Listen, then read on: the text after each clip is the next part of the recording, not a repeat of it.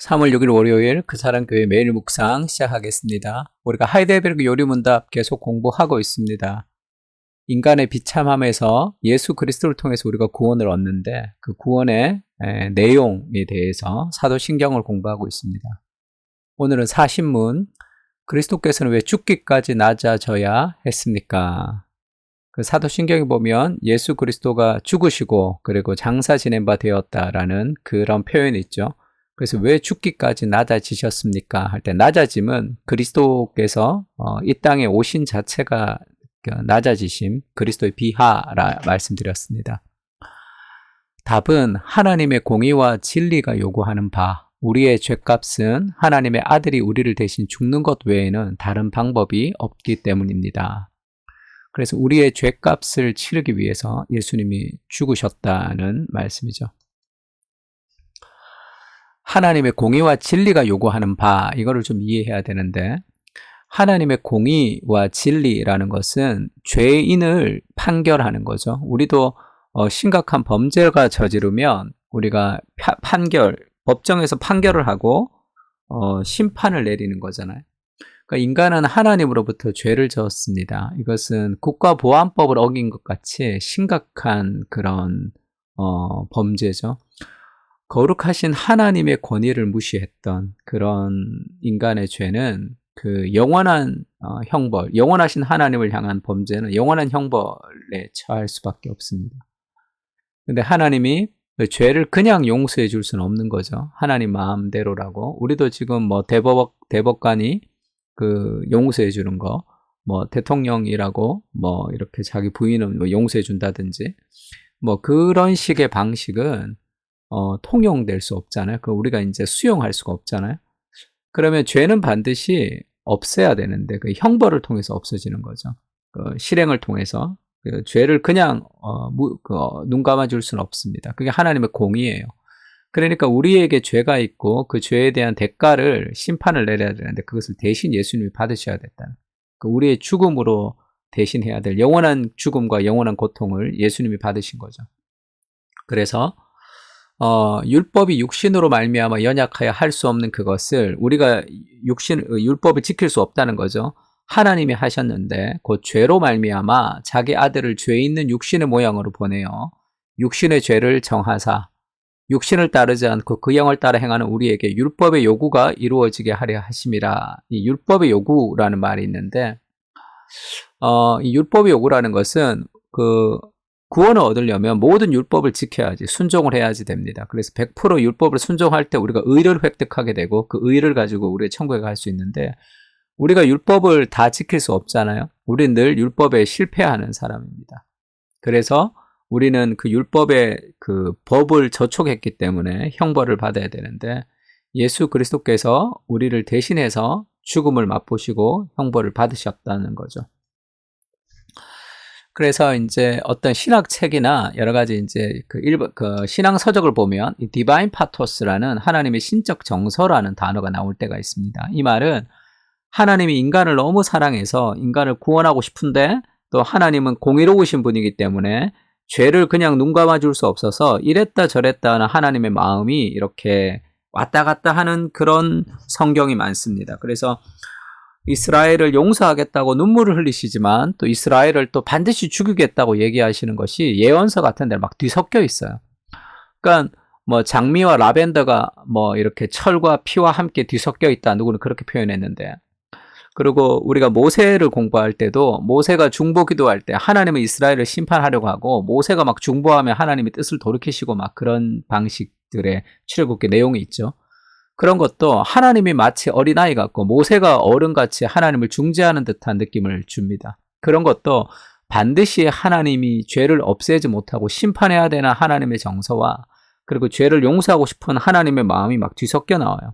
그러면서 그 모세를 통해서 우리가 보여주는 것은 중보자를 통해서 그 죄가 해결된다는 것을 보여주는 그림, 더 큰 그림, 그리스도를 통해서 구원을 얻는다는 것을 보여주는 그림으로서의 그 완전한 그림의 그림자로서 모세의 중보기도가 등장하는 거예요. 그러니까 하나님이 공의로우신 분이신데 사랑이 많으셔서 이랬다 저랬다 왔다 갔다 하는 이 디바인 파토스가 특히 예언서에 많이 나옵니다. 그것을 해결할 수 있는 유일한 길이 뭐예요? 그래, 구약은 그것이 완전한 해결책을 우리가 자세히 알지 못합니다. 신약에 와서 그것의 완전한 해결책이 그리스도께서 대신 죽으시는 거죠. 죄 없는 그리스도께서 대신 형벌을 받으시면서 우리의 죄를 사하셔서 하나님 우리를 구원하시는 사랑도 이루어지지만 하나님의 심판, 하나님의 공의도 만족시키는 그런 제물이 되시는 거죠. 예수님께서. 그래서 그것을 대리적 형벌과 율법에 대한 완전한 순종, 이렇게 좀 어려운 말로 쓰여져 있는 책들도 있습니다. 대리적 형벌이라는 것은 우리 대신 예수님이 형벌을 받으셔서 우리가 이제 더 이상 형벌을 받지 않아도 된다는, 더 이상 정죄가 없다는 뜻입니다. 우리가 어떤 짓을 해도 이제 천국에 간다, 이런 개념이에요. 율법에 대한 완전한 순종이라는 것은 예수님이 십자가에서 죽으시는 것만으로 우리를 구원한 게 아니라 십자가에 죽으시면서 우리의 죄를 가져가셨죠. 그래서 우리가 죄가 없는 존재가 됐습니다. 그러나 천국은 죄가 없다고 가는 게 아니라 의가 있어야 가는 거죠. 그 의는 율법의 모든 율법을 순종해야지만 의를 획득할 수가 있습니다. 그래서 예수님은 하나님의 아들이시고 죄가 없으신 인간이기 때문에 율법을 순종할 필요가 없어요. 그런데 우리를 대신해서 율법을 순종하셨죠. 전 인생을, 한 살부터 예수님이 돌아가실 때까지 전 인생을 율법에 대한 순종을 통해서 우리를 대신해서 율법을 순종하심으로 의를 획득하셨습니다. 그 의를 우리에게 전가시켜 준 거죠. 그게 이신칭의 교리다, 이렇게 얘기했습니다. 우리의 죄의 형벌은 십자가에서 예수님께 전가되어서 예수님이 대신 죽으시고 예수님이 전 인생을 동안 이 율법의 순종을 통해서 이루신 의를 우리에게 주시는 거죠. 믿음을 통해서.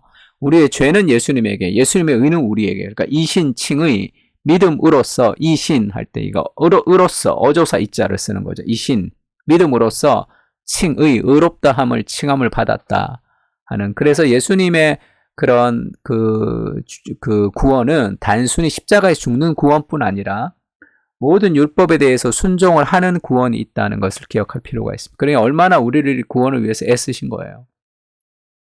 그래서 예수님이 세례를 받으실 때도 그것이 이것을 이해해야지만 이해할 수 있는 거죠. 왜냐하면 예수님은, 세례는 죄가 있는 사람이 죄를 씻는 건데 죄가 없는 예수님이 세례를 받을 필요가 없죠. 그래서 왜 세례 요한이 왜 세례를 받습니까? 내가 받아야 될 텐데 할 때 이것을 행하여 모든 의를 이루는 것이 합당하다, 이렇게 얘기하시면서 세례를 받으시는데, 그때 예수님의 세례는 인간을 대표해서 받으시는 세례예요. 우리를 대신해서.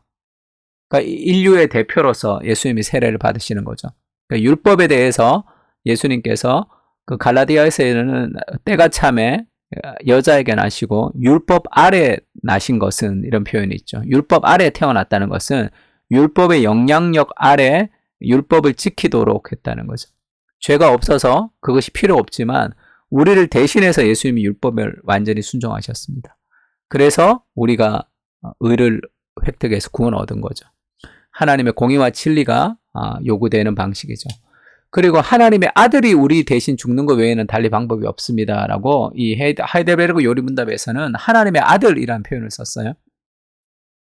아브라함에게 하나님이 네 아들 독자 이삭을 번제로 드려라, 이렇게 얘기하죠. 어떤 의미에서는 인신 제물로 드리는 것 같이 충격적인 사건인데, 지금 아브라함은 이삭을 죽이면 하나님이 다시 살리신다는 그 부활의 신앙이 있었습니다. 히브리서 11장에 보면 그 부활의 신앙을 가지고 이제 죽이면 하나님이 살리시겠구나라는 마음이 있었는데, 아브라함이 아들을 죽이려고 할 때 천사가 나타나서 막죠.